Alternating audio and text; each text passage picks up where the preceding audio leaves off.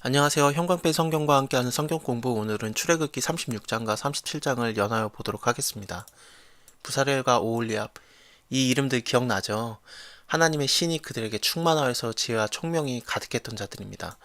공교한 일을 연구하고 또 이들이 사람들도 가리키게 하셨어요. 결국에는 하나님의 일을 원하는 자들, 하려고 마음에 자원하는 자들이 다 오게 되었고, 부사렐과 오홀리압이 주동이 되어서 그들을 가리키고 같이 성막과 그리고 그 성막 안에 들어가게 되는 성물들을 같이 만들게 하신 거죠. 여호와의 명하신 대로 만들었다는 게 굉장히 눈에 띕니다. 원래는 어땠습니까? 하나님이 명하지 않은 거, 하지 말라고 시켰던 거, 우상 숭배하지 말아라, 우상 만들지 말아라 그랬는데 이스라엘 민족들이 우상 만들어서 섬기고 있었잖아요. 금송아지요. 그게 32장이었습니다. 근데 이제는 하나님의 명하신 대로 그들이 다 준행하게 되는 거예요. 이스라엘 민족들이 이제 하나님의 명하신 대로 하였기 때문에 하나님의 언약 안에 들어오게 되고, 그리고 하나님과의 관계가 맺어지는 것, 그것을 출애굽기 끝장까지 보게 되는 겁니다. 같이 보도록 할게요. 모든 것을 하나님의 명하신 대로 하게 되고요. 그리고 또 이스라엘 민족들은 아침마다 자원하는 심정으로 예물을 갖고 오게 된 거예요. 너무너무 많이 가져와서 그만 좀 갖고 오라고 명령을 내릴 만큼 그렇게 많이 갖고 왔습니다. 있는 재료가 모든 일하게 넉넉하게 남았기 때문에 그만 가져오라고 명령을 하는 겁니다. 출애굽기 25장을 보게 되면은 내가 자원하는 자들의 것을 받겠다 그렇게 말씀하셨거든요. 그것처럼 원하는 마음으로 자원하는 마음으로 그들이 다 봉사하고 예물을 갖고 오고 그런 거예요. 일하는 사람 중에 마음이 지혜로운 사람들이 열폭 앙장으로 성막을 짓게 되는데, 앙장 기억나죠? 성막의 덮개가 앙장이었습니다. 4개의 앙장이 들어가게 되잖아요. 그거 하나하나 다 나와요. 같이 보도록 할게요. 가늘게 꼰 배실과 청색, 자색, 홍색실 기억나죠? 이거 형광펜 성경 만들 때 너무너무 자주 반복이 돼서 전에는 저 이게 중요한 건지 몰랐어요. 근데 이게 계속 반복이 되니까 일단은 줄을 그었었는데, 이걸 보다 보니까 이게 뭘 만드는데 사용됐는지 기억이 안 나도 괜찮아요. 근데 기억나는 건 뭐냐면 이거 특별한 이런 재료들로 하나님이 뭘 만들려고 한 게 있었는데 드디어 이스라엘 민족들이 이걸로 하나님의 명하신 대로 하고 있구나. 그게 눈에 보여지게 되는 겁니다. 이걸로 맨 밑에 깔리는 앙장 만들었었잖아요. 그룹들의 무늬를 놓아서 지어라 그랬는데 그렇게 하는 겁니다. 또 폭의 장단을 갖게 하고 서로 연하게 하라 그러는데, 이 서로 연하게 하는 거, 이게 연결되게 만드는 거거든요. 이걸 통해서 볼 때 많은 신학자들과 목사님들이 성막을 이렇게 서로 연해서 만드는 것처럼 교회도 서로 연하는 거다. 그러니까 성도와 성도가 서로 화합을 하는 거다. 그렇게 해석을 하더라고요. 멋있는 말인 것 같습니다. 어쨌든 연하게 되는 게 많아요. 연락하게 되는 것도 연하는 것과 같은 말입니다. 서로 대하게 되고요. 금 갈고리가 쓰이게 되어 맨 밑에 깔리는 앙장은요, 그 다음 앙장부터는 놋갈고리가 쓰이게 되죠. 두 번째 앙장은 염소털로 만들게 됩니다.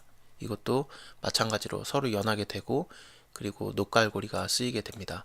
붉은 물들인 순양의 가죽으로는 세 번째 앙장이고, 그 다음에 마지막은 해달의 가죽으로 맨 위에 덮개가 되는 거죠. 이렇게 하나님의 명하신 대로 다 만들고 있는 거예요. 또 조각목으로 성막에 세울 널판들을 만들게 되는데, 이것은 그 벽이 되는 겁니다. 하나하나가 세워지게 되면서 성막의 벽이 되고 그 위에 앙장이 높여 이렇게 덮어 씌워지게 되는 거예요. 그게 성막입니다. 또 조각목으로 띠를 만들고 그리고 금으로 다 덮어서 싸게 돼요. 이 금이 도대체 뭐냐? 조각목은 굉장히 흔한 나무였잖아요. 아카시아 나무. 아주 흔한 나무였는데 그것에 정금으로 둘러싸는데, 어떤 목사님들은 그것을 좀 의미를 많이 부여했죠. 그래서 조각목은 바로 우리들이고, 흔해 빠지고 쓸모없는 나무지만 우리 같은 조각목 같은 우리들에게 여호와의 영광, 정금과 같은 그런 영광이 덮어 쓰시면은, 덮어 에워싸시면은 우리가 귀하게 쓰임 받을 수 있다. 그렇게 해석하는 분들도 많은데 그렇게 볼 수도 있습니다. 의미는 여러 가지로 볼 수 있습니다만 가장 현명하게 우리가 생각할 수 있는 거는, 이 성막은 결국에는 일시적인 거고 완성이 되는 것은 예수님이에요. 예수님이 성막의 완성입니다. 예수님 자체가 하나님이시고 하나님이 거하고 있는 곳이 성막이잖아요. 근데 하나님 자체이기 때문에 예수님 자체가 완전한 성소가 되는 겁니다. 그 헤롯 성전 보면서 그러잖아요. 예수님이 저거 무너뜨려라. 내가 3일 만에 다시 일으켜 세우겠다. 그렇게 말씀하시잖아요. 근데 그 일으켜 세우다라는 게 건축을 하겠다라는 그런 뜻이 아니라 그 원어적으로 보면은 정말로 동물이나 사람이 앉았다가 누웠다가 다시 일어나다. 그 일어나다라는 단어를 쓴 거예요. 내가 3일 만에 일으켜 세우겠다. 그것이요. 예수님께서 죽은 다음에 3일 만에 다시 부활하시는 것을 말한 거거든요. 그러니까 사람들이 너가 어떻게 3일 만에 그것을 다시 일으켜 세우겠느냐. 그걸 건축하다로 의미를 받아들여 버렸는데 그게 아니라 예수님은 자기 몸이 진짜 성전이고 저 모든 것들은 일시적인 거고 완전한 것이 아니다. 내가 바로 진짜 성전이다. 그것을 말하신 거예요. 또 청색, 자색, 홍색실, 가늘게 꼼빼실로 그룹들도 공교히 수놓고 여러 가지를 다 만들게 되고 성막이 완성이 되었습니다. 37장입니다. 부사렐이 조각목으로 궤를 만들게 되는데 이 궤는 언약궤예요. 여기 안에 십계명도 들어가고 나중에 만나도 들어가게 되고요. 그리고 또 아론의 쌍난 지팡이도 들어가게 됩니다.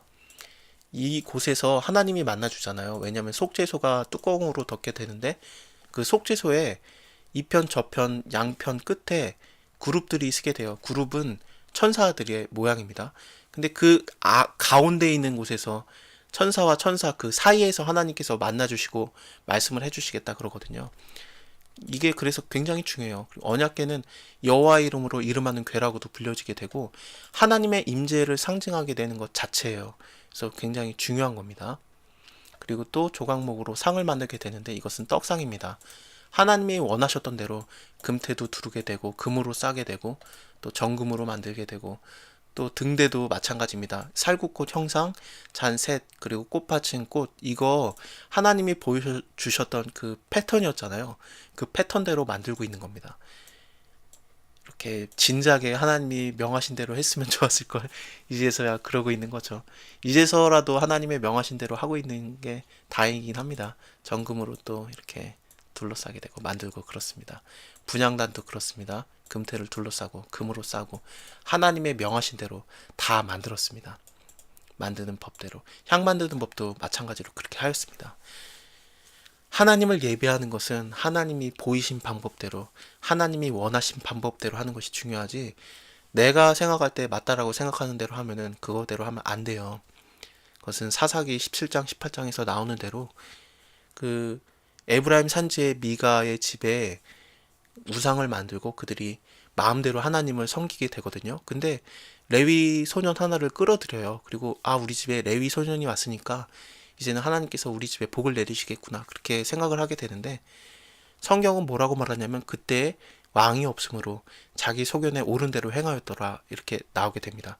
왕이 없기 때문에 자기 마음대로 행했고 그것이 자기가 맞다라고 생각하면 그거대로 하나님께서 복을 준다라고 생각을 했는데 그게 아니었어요. 우리 마음에 왕이 없으므로 우리 마음에 왕이신 하나님이 없으므로 우리가 하나님을 마음대로 섬기게 되면은 그것은 우상 숭배와 다르지 않습니다.